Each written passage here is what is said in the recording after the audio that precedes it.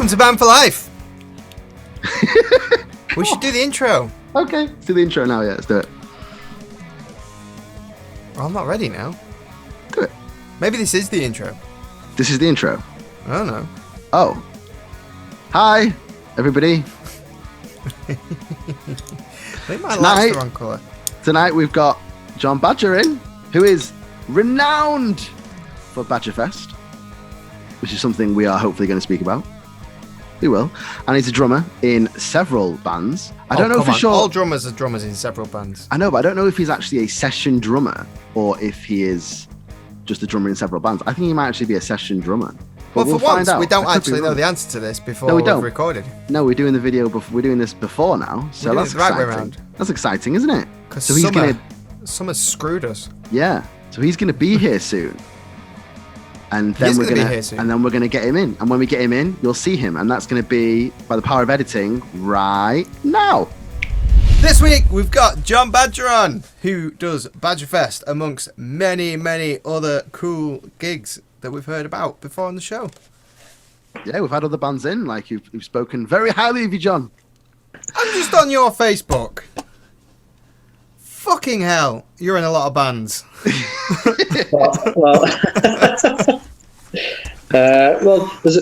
mean, I don't play in all them bands now, but you know, over the years, yeah. There's actually more. There is actually more than that. I was like, shit, there's like 20 bands listed there. Is this a drummer thing, right? Because I always feel like drummers end up in a lot of different bands. I don't know if it's like just a drummer thing. Like, I just think there's a shortage of drummers. It just seems to be like everyone, because when you, I mean, depends when you started playing drums, but you know, when you were a kid or whatever. I mean, I didn't start playing drums until I was 22. Oh wow! So a bit late. But at the time when I went to play drums, couldn't have one in the house. It just wasn't either the space, so they just didn't want to deal with the noise. So you probably find a lot of people are playing guitar or bass and going, I actually want to be a drummer, but I have to do this. I always wanted to be a drummer. I can't believe that, you know. I had a drum kit for a bit till the neighbours threatened to phone the police. I remember when you had that. You got those rubber pads though, didn't you? Yeah, I had pads. I didn't like that. Oh. I tried playing with brushes and I was like, this is shit.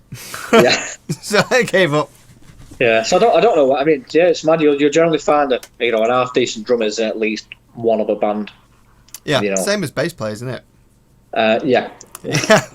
Bass player is a proper I'm band a bass player. I'm only in one band. So what does that tell you guys? You know what that tells me? It tells me you're a shit bass player. Well, I just jump around. I enjoy the stage. That's about it. And that you're a shit bass player. Sometimes, you know, one band's enough. It's fine. Nah. Yeah. No. You see, that's it. You see, I'm a one band guy. You see, I'm a loyal. Amazing. How long have you been playing for drums for? If you're 22, I don't know how old you are now. So what? How long have you been playing drums for? That's a very rude question. It's a rude question. Very rude. 15 years. Yeah. 15 years. I did take a couple of years out when back in 2011 to I took 2 years out in 2011 to 2013 when my daughter was born. Yeah. And then to be fair, I was back then. Actually, I was actually going through a few. I would just say mental health issues. So I just one day I was maybe just being in the practice room on my own, and just said, you know what, I don't want to do this anymore. Packed up my gear, took it home, put it in the attic, didn't touch it for 2 years, and then a mate of mine just got in touch with me like randomly and just said, "Oh, do you want to play some covers?" So I was like, "Yeah," because it's a little bit simple. It's not, there's no commitment or anything. And he was bigging me up to this guitar player, and so got to Blueprint Studios in Manchester. Yeah, know it. Setting up and everything like that. And I was like, "Look, I haven't played for a couple of years, so you have to bear with me." The guy's like, "Yeah, no, Rob's been saying that you're pretty good." So I was like, "Right, okay." So I got playing, and I was just like, I don't even know how to play anymore. That's funny. That's near identical what I did. I just didn't play for. Yeah, my missus got pregnant, and then we didn't I was in a band with Granger, and we kind of never officially split up, but we just kind of fizzled out, didn't we? And I didn't do anything, and then now I'm playing a covers band and a tribute band. That's all right. So it's near identical. Yeah, same thing. And then jumped back in bands from there. So I did some covers, and then I got back into the band I was actually in before. I sort of stopped, if you like, and then it sort of spiraled from there, really. So I'd probably say the last 5 years has been probably the most proactive in terms of playing in various different bands and countless gigs. So is that when you kind of started the promoting as well? Then yeah, so I started doing the promoting was essentially the end of 2016. So when I was playing with a band called Impavidus, so I booked about 5 shows for me, for Impavidus. Then there was a band called Deerfire from Liverpool, and a band called God Shaped Devil, and we just did essentially like a northwest run, if you like. So we just went around the northwest and doing 4 or 5 gigs, and I organised it all with all the venues, supporting each sort of town, and made sure we got some money, or if we could, possible.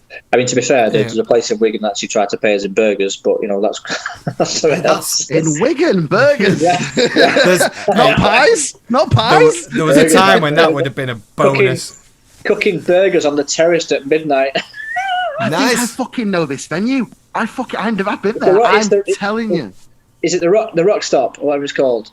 Yes, it is. That rings a bell. I'm sure. And there's a terrace outside, and there is like a thing on it. Yeah. I've definitely played there. I'm sure we played it was a couple of years ago now, and we were playing there was a festival on, and we were playing they called it something very similar, but it wasn't the same festival. And because when I first heard about it, I was like, oh, is this mega big thing in Wigan? And it wasn't. It was this copycat version kind of in that place. Is it a bit like when you got Glastonbury and then Glastonbury? Yeah, it was still a great gig and everything, but it was definitely I was like, oh, it's not what I thought it was. But I remember getting burgers. I remember being paid in burgers. Literally the same thing. I remember. Yeah, it totally reminds me. Have you ever watched the Anvil story? Yes, no. I've seen the documentary. I've seen it. Yeah. There's a part in that, and they're playing in some place in Europe. Yeah, and he goes, the guy, we're not getting paid tonight, so he said, but I've got some goulash for you. It's like, great. He kicks off. I remember that. He kicks off. He's like, I just work my ass off. You give me goulash. Pete, watch it. It's really funny, man. You'll like it. It's a good. Yeah. It's a good documentary. So it was so I started doing I did that 4 or 5 date tour, but I won't really call that a tour. It's not mine, but and then when it all finished, all the bands basically said it was well organised, and said it was pretty cool. I said, have you ever tried your dab at sort of promoting? I was like, no, not at all. They said, I think you'd be pretty good at it. And then someone said, yeah, you should just get a festival. Let's just call it Badgerfest. You know what I mean? And then I was like, oh right, okay. And then a couple of months sort of went by, and I kept thinking about it. I kept talking about it. I kept thinking, I might give it a go. So before I actually took the plunge, I sort of put a post out on Facebook and just essentially said, think about putting an all-dayer on. I understand there's hundreds of festivals, there's loads of all-dayers, sort of thing. Just want to try and do it myself. Firstly, would any bands be interested? And would anyone turn up? And the response was really good. And to a point, but first Badgerfest, and the first one was a sellout. And then it's just sort of spiraled from there. Then I got into doing gigs at GC, Grand Central. So a guy, Danny from Prognosis, I remember just approaching him, just saying, look, do you need any help with the gig, putting the gigs on? He went, to be honest, I do actually, because I'm running the bar, I'm organising the gigs, I'm doing the sound, I'm trying to do the posters, I'm trying to do the event pages, all that kind of stuff. So I said, well, let me come in. And he said, yeah, okay. So the first date he threw at me, and bear in mind this was November, December 2017, and the first date he threw at me was a July date. I was like, oh, right, okay, well, that's quite far away. So he gave me that one. I booked it within 1 day, 4 bands. I said, right, give me another one. I went, oh, right, okay. So give me another date, book that one. I said, have you got any more? And he said, tell you what, I'll just give you access to the Excel spreadsheet. And I opened it, and I was like, Danny, it's fucking empty. Why are you giving me dates in July? You haven't even got anything in January. Maybe you thought, you probably thought I'll see if we can get July, and I'll sort January's out, whatever. And then he would have been sat there on the sound desk, wouldn't he? Just did I book a band tonight? No. It's very quiet tonight. Did you fill it for him? Yeah, within 2 weeks, I booked up 6 months worth of gigs. Holy shit, man! Crap. That's good. That's good going. Good going, yes. And then he just said, like, I literally just said, "Oh, give me a couple of weeks. I'll get get some gigs sorted out." And I came back and went, "All right, yeah, there's the calendar for you." And he was like, "I didn't expect you to book like 6 months." So hey, that's all right. Yeah, just put it out there, saying bands want to play, bands apply. There's loads of bands that are new, and GC was a good place. It's been doing gigs since like the I don't know, since about 2007. Yeah, I played there a few years ago. Yeah. Which band? It was Gunrunner, I think. Gunrunner. Actually, I'd have probably been about 18, 19. Was that when the Appletons were doing it? I don't know, to be honest. Right. Talking about 12 it'd have been years ago, probably been about. How old am I now? 31. It'd probably been about 12 years ago. Yeah. Right. Yeah. To be fair, it probably would have been the Appletons. The good thing. But it was. Yeah. Unfortunately, GC was when they before Danny was doing the gigs. A lot of the time, we probably found every 4 or 5 weeks it was like the same bands, if that makes sense. So the reach wasn't really there. So me and Danny said from day one, look, we're just going to try and get as many bands as possible, and bands will only return if we felt they were bloody awesome, or people kept asking them, sort of thing. So try and give as many people as many bands possible to play. And before you know it, it sort of grew a bit of reputation. So. And that really helped me to doing promoting, because it's like it was just a way of getting that experience, liaising with bands, venue, all that kind of stuff. So it was really good for my experience, and it's certainly helped in terms of doing Badgerfest as well. I'd like doing some of my own sort of Badgerfest promotion shows as well outside of GC. So because Badgerfest has been brought up a few times now on here with us. It has. We've had quite a few metal bands on, haven't we? And we normally say. We normally say, like, what's your favourite gig you've ever done, blah, blah, blah. And Badgerfest is, if a metal band that's played for you, it's Badgerfest that they say. Well, it's nice for people to say, and I think why it works, you see, is because I've come from a band background. Yeah, that helps. So I kind of know what to expect when a band turns up at a venue. Who they're liaising with, where can they put the gear, what time they're allowed to load in, all that kind of stuff as well. So when you're the sort of person who just puts gigs on, I don't think they necessarily see the side of the band, from their perspective. I think that's really helpful to be able to. Probably like both sides. Probably like yourself, when you guys, when you've been doing gigs, and then you're like, "Oh, we're playing tomorrow. Actually, we don't even know what time we're loading in. We don't know what gear to bring." Yeah, all the time. All the time. I've dealt with promoters who don't even turn up, and which isn't always a problem if it's well organised, but if you've got somebody delegating, like somebody there, like to welcome you, to greet you, whatever, they're fine. Fine, as long as we've got everything. But I've done gigs where it's literally been like on the day you get in there, and like, you're like, who's bringing the kit again? Like things like that. You're like, fucking what? Like, what do you mean there's no cab? You said there was cabs. Oh yeah, I thought there was. You not brought your own? No. Like shit like that. You're like, come on. Yeah. Well, I don't know if you've noticed though, but I'd say probably over the last 4 or 5 years, more venues now I've invested in I've got backline now. Yes, Whereas beforehand it was always who's bringing the guitar cabs, who's bringing the bass amp, who's bringing the drum kit, and it was kind of shared out. The headlining band would bring all of it, or what you do is you delegate a band to bring something. Do you know what I mean? Yeah. And I thought that was. I thought in one way it was quite good, because it meant everyone had to stay to the end. Yeah, that's the way. Do you know what I mean? Where you get some bands who turn up and they go, "Yeah, we played now, we're going." Oh, right, so you're not going to stick around. It's like, no, we're going now. It's like, okay. I mean, I think that's fair dues if they've come from miles and miles away, but a lot of the time, if it's a local thing, I like to try and stick around to the end. Yeah. I mean, it's not always possible, but it is. It's like the nice thing to do, isn't it? You expect. Well, it's sometimes it's not necessarily just the playing, it's the, go around and speaking to people and, building a network, or, telling people about your next gig, or, do you know what I mean? Just general networking, So, I don't think people appreciate how valuable that can be, because, people love it when said, "Oh my God, the drummer from such and such a band was talking to me last night," or, the guitarist of the singer. Do you know what I mean? And it's kind of the highlight of their night, so, and, if you can bring that to them on that night, they go, "Oh, I'll definitely be to your next gig." Do you know what I mean? So, yeah, because it works out good for the bands as well. It works out. It's like a win-win situation, isn't it? Because they're kind of building up their own kind of hype, Yeah. And then the other bands have, like you say, I feel like it's a bit of a lost art now, that kind of networking in person rather than trying to get them all on followers and whatever else.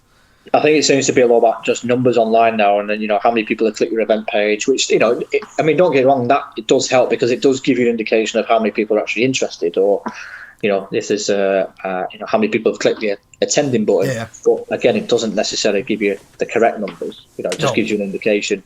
Yeah, like how many likes you've got is now the thing, like, and likes transcribe to fans apparently, but it doesn't always, you know, that's the thing, like. It doesn't always, and plus you can even, there are bands who, you know, you can buy likes to make yourself appear bigger, but then that messes up the algorithm on Facebook, so then you don't get as much interaction, so there are downsides to that. I mean, you probably know, obviously I'm not going to mention any band names, but there's a couple of bands I know that have bought likes, and they've got like, you know, 10, 15,000 followers, and you know, they're playing, you know, a small pub in Manchester or something, or, you know, in Ashton. Yeah, you see him with the like 20,000 followers and 3 likes on a picture, and you're like, that don't quite add up. That it doesn't quite add up. Tell pretty quickly normally, can't you, when it's like that? Yeah, because I heard once where there was a band that from the States came over and they played Starngard or something, and they I think they put out basically saying any bands in Manchester want to come and support these guys, and there was a band that was put forward, and because they had so many likes, they automatically got on. And when the band turned up, and then of course then they went on, and like 3 people turned up to watch them. Like, how can this be? You know, this is your town, and you brought 3 people. Yeah, you know, that's when it all falls apart. You've got 20,000 likes. You know, like, yeah, exactly. I used to like, promoting is a tough thing as well. Like you know, you did it for a bit, didn't you? I did it for a little bit in a very small venue that Pete's mum used to actually run. Right. I did like Wednesdays and like I did like 1 Wednesday a month. Or was it one? I think it was like 2 Wednesdays a month, and then like 1 Thursday a month or something. And it's challenging. Like, it is challenging. People don't get it. Like, I would send to the bands, you know, what to bring, what breakables are, etc. And I would still get bands turning up without the right things, without this, without that. And also, you know, getting them on and off on time sometimes can be a challenge. I found that a struggle. And then sometimes I was doing the sound as well, which is fine. And it'd be like, just getting them on and off, and just everything about it was, sometimes it was just, it was a challenge. So to run an entire all day, and Badgerfest seems to have gotten bigger and bigger over the years from what I've heard, and seeing your lineups and stuff. How do you keep on top of it? Like, do you do everything yourself, or do you have people helping, or? I mean, obviously, I literally from the ground upwards, essentially project manage the whole thing. Do you know what I mean? So I do have a team. Like the first year, I just had 2 guys helping on stage, you know, just getting bands on and off time, you know. Yeah. And I basically said to them, I said, like, you know, it's down to you guys to make sure that this runs well and on time. I mean, there can't be any bands that overlap, and you need to tell. I think what sometimes helps you if you tell it, if a band, you know, or you tell them beforehand, look, if you run over into your time, there's a song going to be cut. I'm very sorry, but that's up to you. You know, a lot of these bands, you know, they've been doing the gigs long enough to know that it's generally a 15-minute changeover. Do you know what I mean? That's it, yeah. Oh, it's given, isn't it? It's always 15-minute changeover.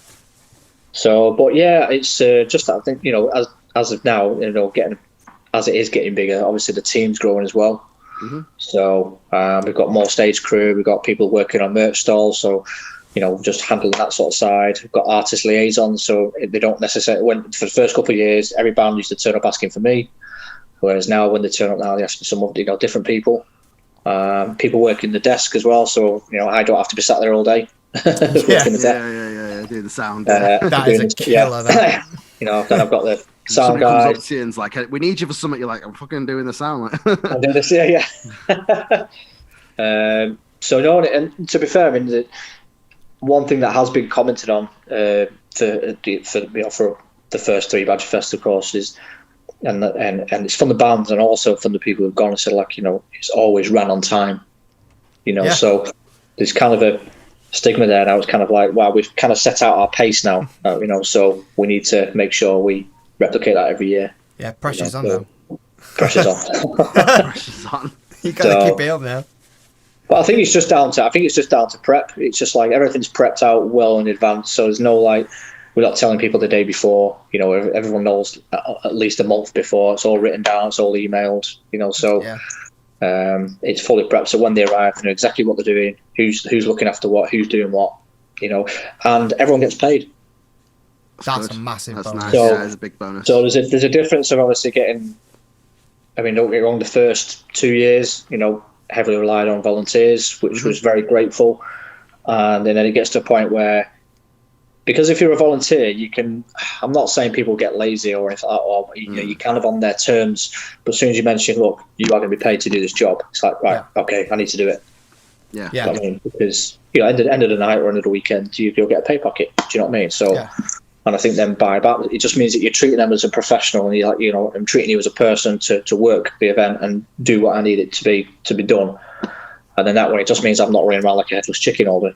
Yeah, well, it just means that you're going to get people there that want to be there, that want to, you know, do the job and help you out. Yeah, I always feel a bit guilty as well with volunteers with like music events, because people are like, oh yeah, it sounds great. Yeah, you know, I'll go and help out with this venue and this festival. Yeah. And actually, when they get there, it's not what they expected, and it's actually hard graft all day. Yes, it is, ripping people on and off, lifting cabs on and off, moving drum kits about. Yeah. And they think it's just going to be like, oh yeah, let's sit around, get pissed, and listen to some music all day for free. Yeah. And it's not. No. I mean, the beauty of especially now Badgerfest, because they run 2 stages. So apart from the Friday where it's just run 1 stage, but generally the weekend now it's run as a 2-stage event. So in actual fact, bands get a half an hour changeover. Yeah, because you do like one So alternating. so as soon as one band finishes, literally 5 minutes later, the other one kicks off. So the only downside is obviously bands don't get loads of time to line check, but essentially get 5 minutes. So it's probably more than ample time than what we normally get at a normal gig. Yeah. So it's like, if you can make sure you're ready within 15 minutes, like you do as a normal gig, you have 15 minutes where you can chill and relax, get yourself set up, warm up. And it just means that once that band's finished, everyone's ready to go. Quick line check, guitars, whatever, you know, get a drum check, and then before you know it, right, off you go. Yeah. You know, especially if we're all sharing kind of backlining things. Yeah. But yeah, because well, obviously the 2 stages, so there's like, you know, there's 2 kits, there's, you know, essentially 2 cabs and a bass cab on each stage, so it's not a case of having to keep going back and forwards. I mean, don't get me wrong, there is a story about that I can tell you about, which is quite funny. But yeah, it just means that there's essentially double of everything on each stage. Yeah. You know, what's that story? I'm keen. So when was it now? Going back to 2015. So I played with a band called My Wooden Pillow, and so kind of death metal in a way. And we got invited to play the Jackson's Pit in Oldham. Oh yeah, we've done that. There. Yeah. Oh, have you? Right, yeah, okay. A few times. It really is a pit. It is a pit, yeah.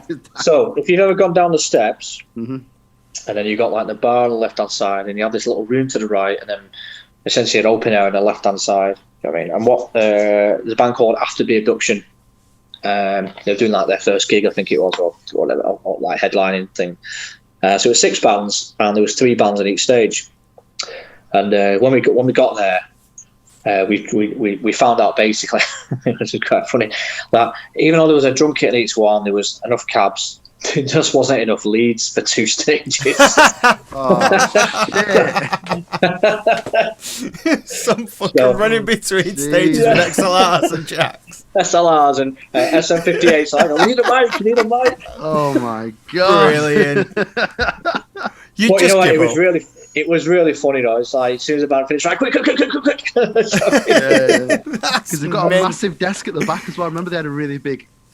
Like I even remember the desk. It was a Soundcraft.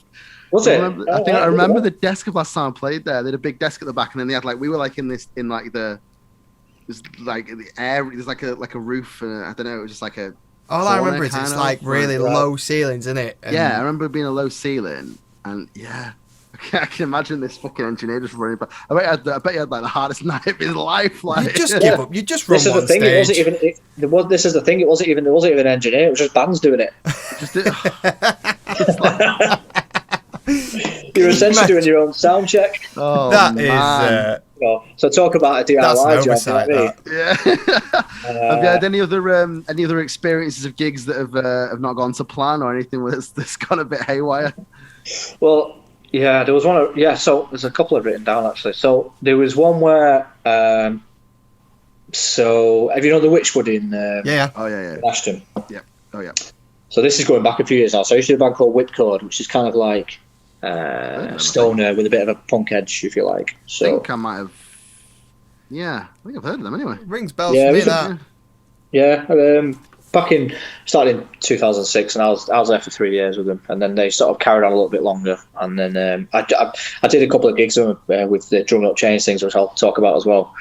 But yeah, so we got invited to play this gig with this band called the Cutler Walterworth Band, I think they're called, right? So we didn't know who they were. Now, obviously, this is back in the MySpace days, or just around. You know what I mean? MySpace. I think Facebook was just kicking off, so it wasn't what it was now. And so anyway, he gets there, and we're meeting these guys, and they're a little bit older than us. So I was like, right, okay, so this will be an experience. So anyway, they get on, they sort of do a sound check because they're headlining. There's only 2 bands, and anyway, they sound check and they play through, and I'm right, cool. And we set up, and we've been chatting to them this whole time, and then we started playing, and our music's quite loud, and I wouldn't say aggressive, but it had kind of like a Nirvana edge, if you like. Yeah. With like the aggressive and the loudness. And I'm telling you, we did our sound check, and as soon as we came off stage, they literally didn't talk to us. They stopped talking to us, and then, right, okay. So we played the gig. Yeah, we came off stage. They got on stage. They packed their gear up and went home. What? Yeah. What happened? No, that's an inferiority complex. There's no one there. Oh my god. That's So it's like, but they're going, why are they packing up? Didn't even play a song, not a single song. Were they like the same kind of genre as you guys? No, or? they were a blues band. Oh! So God knows why we've been booked for this one. I've got no idea. You know, Just fucked off. but we did get banned once from the Witchwood. Oh yeah. Yeah. So when we were playing, because as I said, we were for a 3-piece, we were extremely loud. I mean, back then when I was playing drums, then I was almost like, I'm not saying I'm comparing myself to Dave Grohl in terms of playing ability, but in terms of aggressiveness and headbanging and stuff like that. Yeah. I used to get nicknamed in the back in the days, like drum thumper and all that kind of stuff. Do you know what I mean? Yeah. And so a lot of bands actually refused for me to use their kit. Really? Yeah. Go through skins left, right, and centre. Like. No, I don't go through skins. They're just looking at me. But the thing is, though, all they're hearing is the snare getting absolutely blasted. But they're thinking, if he's doing that to the snare, what's he doing to the rest of the kit? Yeah. And anyway, so we were playing quite loud, and apparently the bar manager came into obviously you got the bar at the front of you, like the pub area, and they came in apparently and said, "Can you turn that band down because the bar is shaking?" Right. So anyway, the sound engineer, after about 2 songs, right, came up to our guitarist. Now normally, if you're too loud, someone will come over and say, "Do you mind if you just turn it down a bit? It's just a little bit too loud." They couldn't really control it much in the Witchwood in terms of the house PA or whatever. It was just his cab that was just so damn loud. Now, but the way he came over, instead of saying, "Please turn your amp down," he said, "Turn your fucking amp down." Oh shit! So, hey, what? Excuse me. So he said, so that's how aggressive he was, this sound guy. So my guitarist went, yeah, no problem, yeah, turn it down. As soon as he walks away, back up. As soon as his back's turned, back up again. I mean, he kept doing it, and he kept hitting the bass louder, and I kept hitting the drums louder, and it just got to a point where it was just ear piercing. You know what I mean? And we finished the gig, and he went, "Your band, do not come back here ever again." What? Fair dues. Wow. Fine, do you know what I mean? Oh, messing with the Witchwood. I remember the Witchwood being loud. Yeah, like the Witchwood weren't a quiet venue. It's a loud venue anyway, isn't it? When I was in there years ago, but I remember it being loud then. I think I was seeing a ska band there last time I went there. It was a couple of years ago now. Right. Yeah, What about any particularly good gigs then, or like any of your favourite gigs? Because you've been a drummer in several bands, like you said, you've done it for about 15 years. Yeah. Have you got any particular favourites? Yeah, I mean, to be fair, like the first time I played the Academy. Academy 3. Academy 3, yeah. That's special, that, isn't it? The first time. We like Academy. that one a lot. Back in the day, you see, when it was... Now, I don't know if you guys remember. Do you remember... what are they called now? Was that Z Events or... Oh, God. Yeah, I think we did it for MCR. We did it for MCJ, MJC. I think it was someone just before that. Or MC. And basically, back then, it's like you needed to sell 50 tickets. Yeah, it's a similar thing. Same thing. Same setup. Yeah. But they're all selling 50 tickets today, man. But it's impossible. Could you imagine trying to sell 50 tickets today? School you never play anywhere. Yeah. But yeah, first time played the... well, the funny thing is, first time played the Academy, I provided the kit. Third band smashed me bass skinning. Oh, shit. Oh, yeah. On the foot side. Yeah, on the foot side. So I came back. No one told me. So we go on and go like, what the hell's going on here? What's happening? He should have come and told you, shouldn't he? That he's fucking... Yeah, no one said anything. So then I had to get the gaffer tape out and just literally gaffer it all up. Yeah. That's the only thing you can do in it. That's horrible. It's like... But I mean, apart from that, that was a really good experience. Played the Club Academy a few times as well. They're always good. I didn't like Club Academy as much. I think Academy 3 I prefer Academy venue. 3. Yeah, Academy 3's got a much better sound. Academy 3 feels more like a venue. I don't know why. I just feel like it's more like an old school venue. And Club Academy, I feel like, is more like a bar with a venue. Does that make sense? Well, it's literally like... I mean? It's like the Academy, but shrunk, isn't it? Yeah. Like, it is.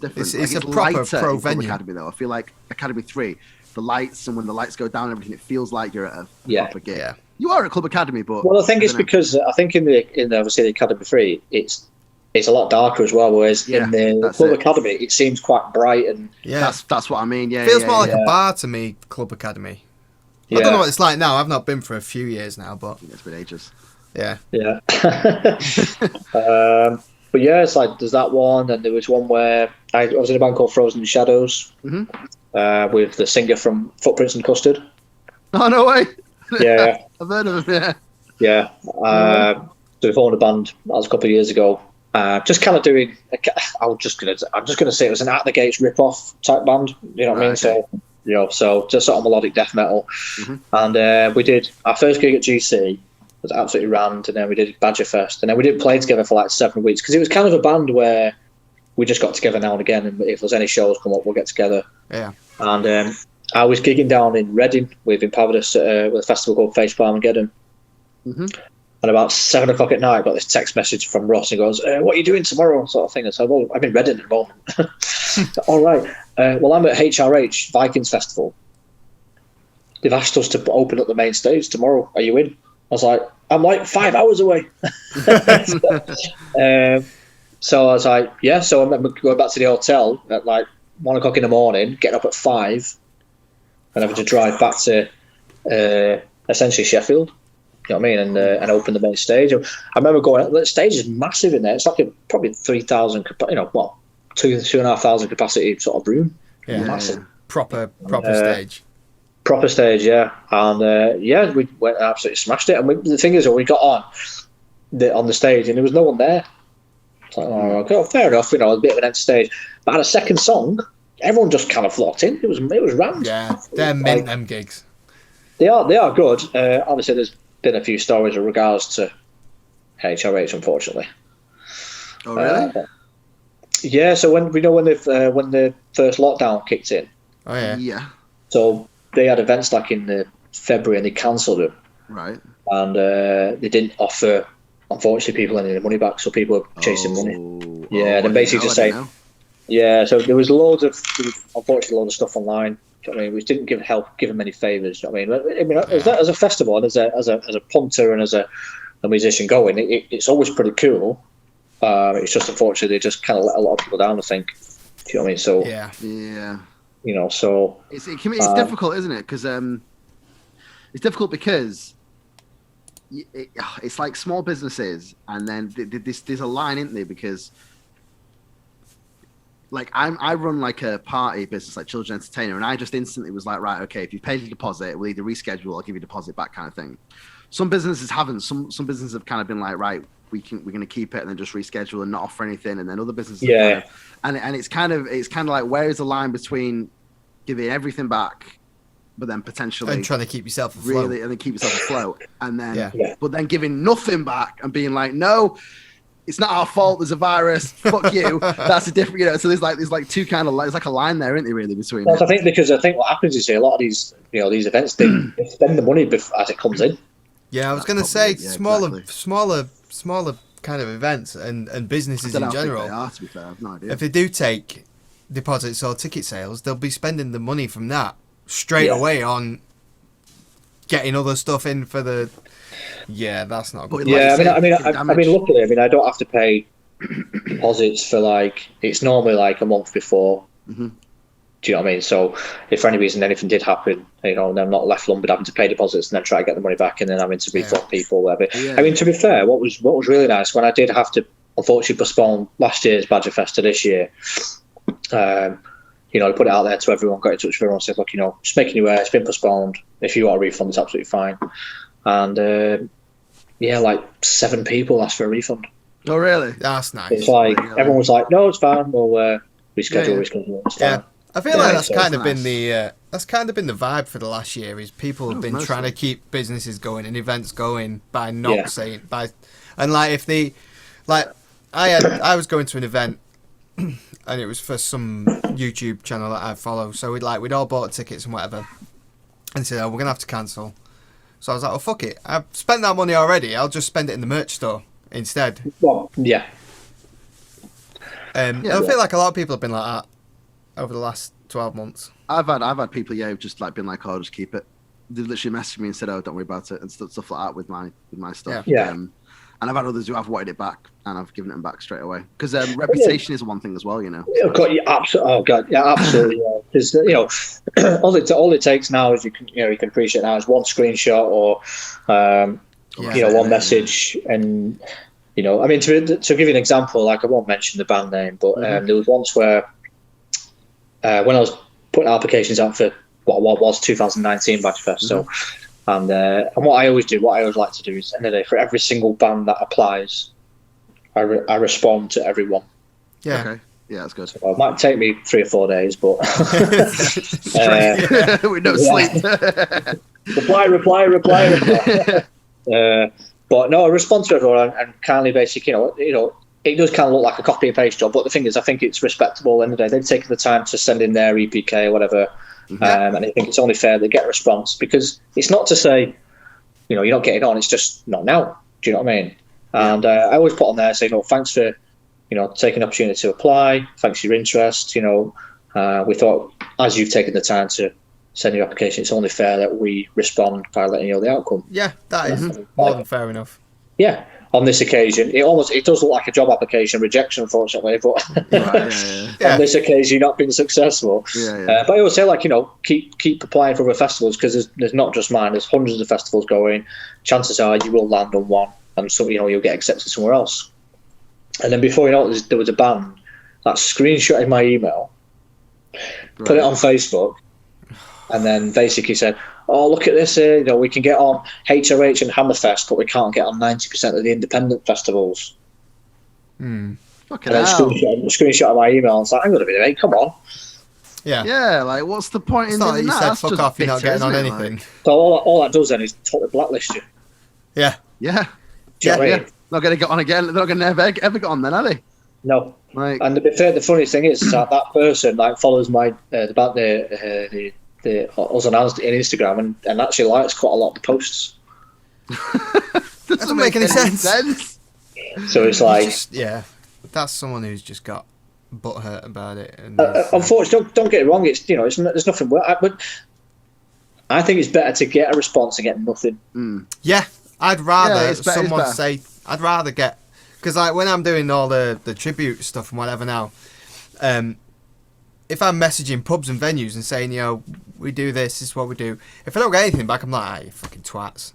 But if you get back a thing saying, no, we've got somebody on, we already work with that kind of tribute, we're booked up, then you're like, yeah, fair dues, fine, no problem. Well, it just means what it means for you is that you don't have to waste your time emailing them again. Yeah. Because you're like, well, they already have that type of tribute, so why we no need to waste our time. It's just like a common courtesy kind of thing. It is a courtesy thing, definitely. I think it's a courtesy. I think it's courtesy. What is the? I spotted on your page when I looked at it. Drumming Up Change. Yeah, so Drumming Up Change is essentially it's a drumming challenge. Mm-hmm. So I did it in November of 2019, and I drummed for 10 bands in one day. Oh wow! You brave bastard! Yeah. That's mega. About 6 hours of drumming.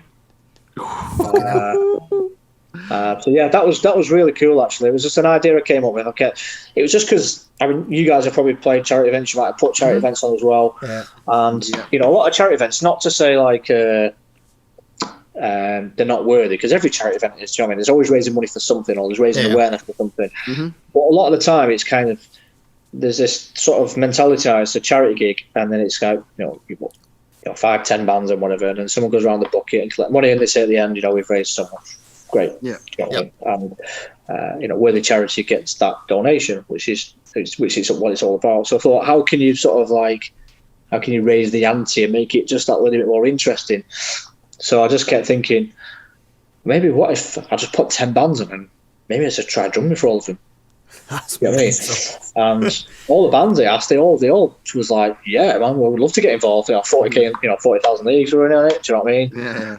To be fair, 40,000 leagues was actually probably one of the toughest sets, because in terms of songs. Yeah, their songs, but bloody hell, man, there's so many changes in their songs. They're everywhere. But again, they're really fun, and they're really welcoming in terms of in actual fact, all the bands are really welcoming in the opportunity to to do something that little bit different, and give their drummer the night off, so yeah. And then I came up with the idea of having the last band not be an original band. I thought, let's try and involve as many different musicians as possible and have a bit of a super group sort of covers band. So end up choosing 3 guys who, in my opinion, are very good musicians who I've never had the chance to play with. So there was a guitarist from Beyond Salvation, there was Danny from Prognosis, the bass player, and then this guy called Johnny from a band called Zebedee from Wales. I've heard of Zebedee. I think Zebedee might have played Baker's Pete a while ago. Probably. I think they've got about 10, 11 years. So I've definitely heard of them, and I think or I've maybe even seen them, maybe even played with them. I definitely know them. Yeah, they've got that folk. Well, the thing is, they're all singers in the band. Yeah, I think so. Which is pretty cool. So you don't really see that often. But so they were like the core guys, and I thought, right, you guys don't even have to sing. I'm going to get singers in. So we had like singers from loads of different bands. Oh, amazing! That's cool. It was really cool. You know what I mean? So just playing covers that everyone knew. And then the finale, which was really good, was there's a guy called Steve from a band called Promethean, and I said here's your song choice. Do you know what I mean? And it was Electric Six, the gay bar song. Yeah. Now there is a video. What I'll do is I'll send you the video. Yeah, right? we'll pop it in the description, or we could even pop it at the end of the video if you want video. to add it in the video. Oh yeah, it's a very funny. Basically, he does what he does in the video. Nice. Right. Okay. So, to an extent, anyway. But basically, he gets his clothes off. Nice. Yeah. Not to the. He keeps his underpants on, but I didn't expect him to do it personally. I was like, oh my god, he's literally taking all his clothes off. This is happening. Yeah. I'm playing drums and there's some guy wiggling his bum in front of me. But yeah, it just made it more interesting.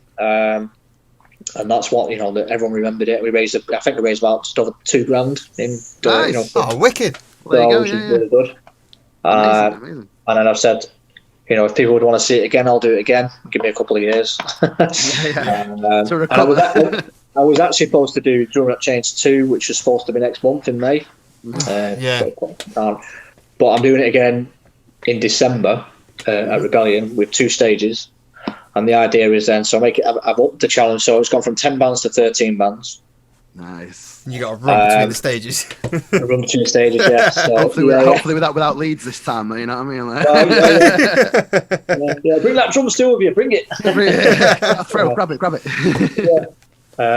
So again, raising money, especially I think the last 12 months has been probably more trying and really difficult for a lot of people, stuff with mental health. So we want to try and sort of get that message across again and try and raise some good funds for that one. So this time I'm going to approach. I'm going to approach the BBC One News and all that kind of stuff. I'm going to try and get on there. Fucking do it, yeah. Fucking do it. Why not? Like, who's like that's it. You know, like aim for the stars. Like, what's the totally? You know, I'll be my own Captain Tom Moore. You know what I mean? Yeah. This is it. And people will come onto the YouTube and they'll be like, he was interviewed by these guys. Like 40,000 Sir Badger. Yeah. Wait. Well, saying that, 40,000 Leagues actually got. I've got a T. Oh, I should have brought it. Actually, it's in the attic somewhere. But they actually made a T-shirt saying 40,000 badges. Yay! Nice. Like they had nothing but good things to say. One of them said it was the most well-organized gig they'd been to. Do you remember, Pete? They said that they felt like they were a proper band. They felt like they were at a gig, like a proper festival. Yeah. Because when they got there, somebody was like, "This is where you go in. Here's your room. Here's your whatever. There's your stage time sorted." And I'm like, "Well, this is clearly." Well organized and stuff. And then I think you actually reached out to us after that. I think you saw the interview and contacted us. I've seen that one. And who was it? Was it Classmate you did? Yeah, Classmate. Good lads. Yeah. But yeah, I just want to make everyone feel special when they're playing. Do you know what I mean? Because it's it is an annual event, so it's we kind of have to throw everything at it. Mm-hmm. And want to give every band, no matter if you're playing first or last, it doesn't really matter. It's kind of like give everyone the same experience and the same enjoyment, And what's really nice about Badgerfest as well is the fact that when you go to some festivals, it can take a few hours before numbers start sort of coming in. Mm-hmm. Yeah. But for some, I don't know why or if there's a reason, but everyone's there from the start. Yeah, 40,000 League said that. They said when they first went on for like the first 30 seconds, they were like, there's not many here, we'll just crack on. And then they were like, by the time we'd finished the first track, it was rammed. Yeah. That's good that people actually watch the music and stuff because, sometimes you get gigs and venues where a lot of people will like kind of stand like to the side or stand outside and stuff. But it sounds like people actually come in and they actually do want to actually watch the bands, which is a nice thing to have, Yeah, because that can happen which is some people just like going out and stuff, and that's fine. But it's nice if everyone actually is there watching. That's the main thing that they should be there for. Well, yeah. I mean, don't get it wrong. It's always hard being the first band. We've all been there and being the first band on, and it's always a daunting thing. I mean, the only decent thing about being on first is that you actually get to sound check. Do you know what I mean? So, and then if you're not driving, you can get fucked afterwards without having to worry about going on stage. Don't worry about it. Yeah, I mean, as I said, for 40,000 Leagues, they're really thankful to play, and it's always nice when I say, the guys always say like it's one of their top 3 gigs and stuff like that. So they were saying that, they're giving us all that, amazing. It's that making them feel special and making a big deal of them as well. That's going to keep them going back. And it's going to keep them promoting it more than other gigs. Whether they do that on purpose or not, they'll naturally just promote a gig that they love playing more. Yeah. So it swings and roundabouts. It works out really well for everyone. Really. Yeah, totally. I mean, what I've noticed this year is when you are a local festival, you probably 90% of your crowd is probably going to be from your city, innit? Do you know what I mean? A lot of the time because it's a local event. But with this year, I mean, when ticket sales are coming in, I'm kind of thinking, oh God, right. There's a lot of people I'm getting people from like Newcastle, Scotland, London, Kent. Yeah, that's cool. Devon Way. Do you know what I mean? There's a lot. Norwich and like literally all over the country. So it's like it has now started to sort of get to a point where it's kind of it's sort of the network is spread, if you like. Do you know what I mean? Mm-hmm. I had people buying T-shirts from New Zealand once. That's ace. That's ace. Yeah, brilliant. That's ace. And then when I said, postage it shouldn't be any more than the £5. It was 12 quid, but that's not too bad. But, So what's the future then for Badgerfest? Are you going to take it outside in a field or outside? I've been asked this question a few times, and I think at the moment, because I think there's nothing going on there isn't essentially nothing going on in October. Yeah. So it's a good prime time where you kind of have your own month. Where if you start getting to a point where you're doing gigs outside, it has to be the summertime really, because you kind of need the weather on your side. And in our country, I think in order to do that, you need to build a really good rep. But then it just comes with its own sort of problems because then you're having to get outside stages, then you got your food vendors, licenses, council agreements, all that kind of stuff as well. So there's a lot more to learn on that side of it. And then unfortunately what happens is because of all that, you then have to increase your ticket prices massively. To cover the costs. To cover those costs. So I kind of think, if we have a decent venue like the Bread Shed, and maybe one day we'll have Bread Shed and maybe Deaf Institute where we have 2 venues or something like that. I like Deaf Institute. That's a very, very good venue. Yeah, I love that. Supported a good band there, actually. But the goal is one day to maybe do like the, I'm not saying the Manchester's version of Damnation in Leeds. You know what I mean? It's like kind of using the university, to that extent. But that's when you get to like 2,000 people. We're not quite there yet. So but keep at it, and people are coming, people are enjoying it. It's going to grow naturally, organically. Yeah. So it's I think the most important thing is obviously getting really good quality bands, and keeping the ticket affordable as well. So at the moment, when you're thinking for 3 days for 30 quid, you can't really complain. You get to see best part of 30 bands. Tenner a day is nothing. It's nothing for a full day's music. You pay a tenner, what's that in a pub? You pay a tenner to get in a nightclub if you're on a night out. Yeah, you do. In Manchester, you pay more than that sometimes to get in a shit fucking some shit house club. Yeah. I've got a couple of events at the end of the year and one next year, which is quite interesting as well. So I can do that. Go for it whenever you're ready. So for anyone who's watching, so I've got Badgerfest on the 15th, 16th, and 17th at the Bread Shed. If you do want to get tickets, look out on Badgerfest on Facebook. And of course, there'll be a link on there so you can get tickets. Got another event, which is Drum Up Change, which will be on the 11th of December at Rebellion. Cool. So either tickets might go on sale or it might just be a sort of a pay on the door. So if you want to come down to that and see someone trying to kill themselves playing drums all day, then give it a go. How to lose a stone in a day. How to lose a stone. Sweat dripping down that head. I've also got have you heard of Ward 16? Heard of I saw him on your page. I did. I recorded drums on their album last year, so they're doing an album launch show on the December the 18th at Academy 3. Cool. So we've got a busy October, December, right? Yeah, that'll be a good one. And then there's an interesting one for next year actually, which is it's actually called Badger and Metallics. Okay, cool. So this is it was supposed to be this September, but me and the guys haven't even got in the room yet to rehearse. And basically we're doing it's a 40th anniversary Metallica set. Oh man, wonderful, amazing. So the idea is basically we're doing 2.5 hours to 3 hour set. Oh, wicked. So we're using like projectors, using like smoke and that kind of stuff. So we're like really going for like full shebang on it. And the idea is because there's the loading. I don't know if anyone who is a Metallica fan, right, but the couple of albums that sort of get overlooked, which are some of my favourite ones, is like the load and reload stuff. Yeah. So we're going to do an hour's worth of set of that. So do about 10, 11, 12 songs or something from that era. Go away, and then what we'll do then, we'll play a song from every single album all the way down. That'd be mint, that. So it's pretty cool. That's going to be really good. And I got a couple of mates, sort of coming on that with us. And then there's like I've got a mate of mine, Rick from a band called Agent 47. So he's putting a band together to do essentially a covers band of the Seattle grunge era. Mm-hmm. Yeah. Doing that. So, and then a thrash band to open it. So it sounds quite cool when you say the date, but it's April 2nd. April 2nd. That's like literally a year away. Like it is, yeah. Literally a year away.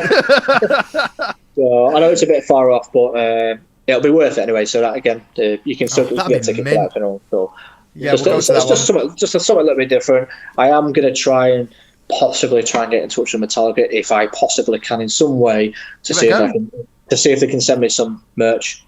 That'd be wicked as well. Yeah, give it a go. You never know, do you? So you never know. I'm signing us up for that Seattle grunge on the Grange. We're going to that. Yeah, we'll be there. I'm probably going to go to Badgerfest. And to be fair, the one on the 11th, my birthday's the 9th of December. So birthday night out, getting on it, like watching some music. Yeah, it's actually my birthday on the 17th, which is like then it's the World 16 one, so it's kind of like a birthday gig sort of thing as well. So Oh, nice. So yeah, Amazing. so there's a couple of shows there, yeah, and yeah, they've got, in case anyone's watching, so I'm in a band called Agira, which is kind of like post black metal. So we've got like a new record coming out this year. Cool. So look out for that as well. So yeah. Amazing. Awesome. That's a full roster. It is. That's good. Keeping music alive, keeping it real. Yeah. Amazing, man. Well, thank you so much for coming on, and we shall meet again. Definitely. Been a pleasure, dude. Thank you so much. Take care. All the best, man. See you later. See you later. Bye.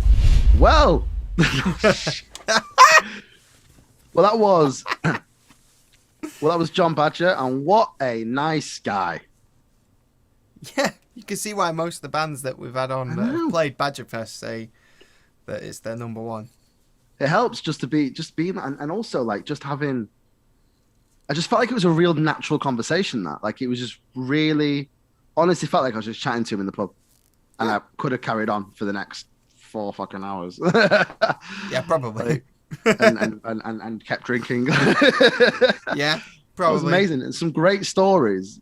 And I need to go to so I've never actually been to Badgerfest, although I've heard of it, and I know other bands. And I'd love to get my band on as well, actually, at some point. Yeah. Drop a message at some point about that in the future. Yeah, amazing interview, like amazing chat, and we all hope you enjoyed it. Our fellow we are 100 subscribers. Oh yeah, 100 subscribers. 100 subscribers. We no longer have to call them our one subscriber. No, because we have 100. Yeah, our 100.